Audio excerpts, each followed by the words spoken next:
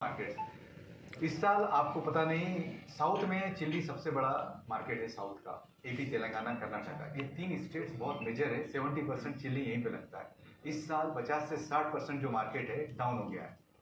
Chilli acreage नहीं लगा है, उसकी जगह पे लोगों ने मेज लगाया, उसकी जगह पे लोगों ने कॉटन लगाया, उसकी जगह पे लोगों ने पल्सेस लगाया, उसकी जगह पे लोगों ने प्लांटेशन क्रॉप्स लगाया। रीजन क्या है कि चिल्ली में उनको प्राइस नहीं मिल रहा था, रेड चिल्ली को, और इनपुट कॉस्ट खर्चा बहुत बढ़ गया था। जैसा लेबर कॉस्ट बढ़ गया है, पेस्ट मैनेजमेंट, क्योंकि डिसीजेस बहुत आ रहे थे, तो पेस्ट कंट्रोल करने के लिए खर्चा बढ़ गया है। तो ये सारे लेबर कॉस्ट भी इतना बढ़ गया है कि वो बता रहे हैं कि 30% कॉस्ट जो टोटल लगता है 1 से 1.5 लाख रुपया, तो उसमें 30 से 40% लेबर का कॉस्ट लग रहा है। नंबर 2, पेस्टिसाइड डिसीजेज इतने ज्यादा हो गए हैं कि पेस्टिसाइड भी उनको 30 से 40% का कॉस्ट पेस्टिसाइड लग रहा है। ठीक है। नंबर 3, अदर कॉस्ट जो रहता है, आपने देखा होगा, सीड कॉस्ट हो गया, फर्टिलाइजर कॉस्ट हो गया, ये कॉस्ट भी रहता है। तो ओवरऑल जो कॉस्ट है वो काफी बढ़ गया है, और उनका इनकम जो है वो इक्वल आ रहा है। तो वो बोल रहे हैं साल भर मेहनत कर रहे हैं, अगर चिल्ली का प्राइस हमको 10 से 12 हजार रुपये क्विंटल मिलता है तो कोई बेनिफिट नहीं है। कम से कम 15 हजार रुपये, रेड चिल्ली का मैं बोल रहा हूँ कि कम से कम 15 हजार रुपये क्विंटल मिला तो हमको कुछ प्रॉफिट मिलेगा। तो ये सीजन में रेड चिल्ली का जो प्राइस था 8 से 10 हजार, 12 हजार रुपये था। तो उन्होंने क्या सोचा, एक साल इसको ड्रॉप करेंगे, कोई और क्रॉप ले लेंगे, क्योंकि फार्मर्स ने जैसा मेज लगा दिए तो कम खर्चे में हो जाता है। चिल्ली को क्या है, 1.5 से 2 लाख रुपया खर्चा लगता है, यहाँ पे थोड़ा कम लगता होगा, वहाँ पे क्या है, थोड़ा प्रेशर है, और थाउजेंड्स ऑफ एकर्स चिल्ली रहता है। तो ओवरऑल उनका इनकम या प्रॉफिट कम हो रहा था, इसलिए उन्होंने एकरेज कम कर दिया। पिछले मैंने मेरे जो लाइफ में इतना एकरेज जो डाउन हुआ है आज तक देखा नहीं, जो इस साल हुआ है।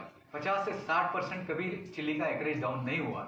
तो मुझे ऐसा लग रहा है कि अब नेक्स्ट ईयर जो मिर्ची रहेगा उसका रेट बहुत बढ़ जाएगा इंटरनेशनल मार्केट में, क्योंकि 40% जो चिल्ली लार्ज में मिर्च जो एक्सपोर्ट होता है वो इंडिया से ही जाता है।